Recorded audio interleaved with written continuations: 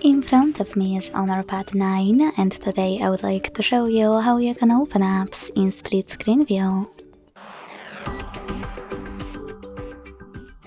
Begin by selecting an app to use in this view. When you're ready, access it in the background. To do that, using Tricky's navigation, tap on this square button. Now click on this little icon at the top right corner of your app and click on this line at the top of pop-up window. Then you need to select this icon of a square with one half white and the other black. Lastly, click on the second app. As you can see, now I can use both at the same time.